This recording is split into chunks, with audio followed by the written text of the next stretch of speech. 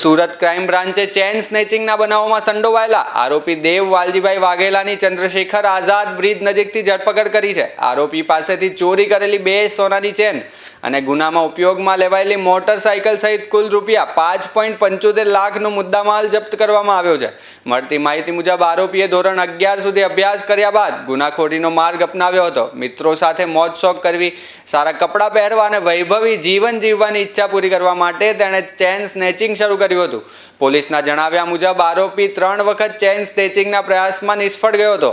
હાલ crime branch તેની વધુ પૂછપરછ કરીને અન્ય ગુનાઓની તપાસ ચલાવી રહી છે। સુરત શહેરમાં અષાઢી બીજની રથયાત્રા અનુસંધાને સુરત ક્રાઇમ બ્રાન્ચની અલગ અલગ ટીમો પેટ્રોલિંગમાં ઘણા સમયથી રહેલી હોય છે અને આ દરમિયાન તેઓ નાસ્તા ફરતા આરોપીઓ, ઓર્ગેનાઇઝ ક્રાઇમ અને જુદા જુદા ગુનાઓના વોન્ટેડ આરોપીઓ અને અનડિટેક્ટ ગુનાઓની તપાસમાં રહેતા હોય છે।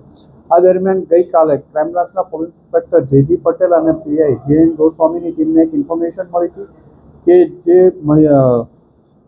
ડભોલી સિંગણપુર પોલીસ સ્ટેશનમાં 10 સાથે એક ચેન સ્નેચિંગનો બનાવ બનેલો છે અને આ ચેન સ્નેચિંગના ગુનામાં દેવ યોગેશભાઈ વાઘેલા જે રાંદેર એરિયામાં રહે છે એને કરેલો છે અને એ ચંદ્રશેખર આઝાદ બીચ તરફથી આવવાનો છે અને વેડ રોડ પર ક્યાંય જવાનો છે। આ બાતમી આધારે ક્રાઇમ બ્રાન્ચની ટીમે એને ગઈકાલે પકડી પાડ્યો।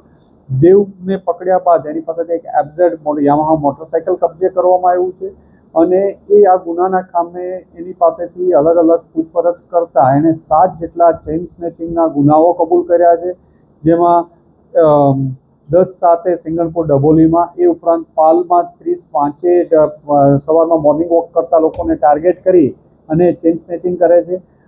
એ સિવાય ઉમરા પાલ બ્રિજ તરફ ઉમરા તરફ 2 બનાવો છે, જેમાં એક ચેઇન પડી જતા મૂકીને ભાગી ગયેલો હતો। એ સિવાય અડાજણમાં પાલ એરિયામાં અલગ અલગ જગ્યાએ ચેઇન સ્નેચિંગના 7 જેટલા ગુનાઓની કબૂલાત કરેલી છે।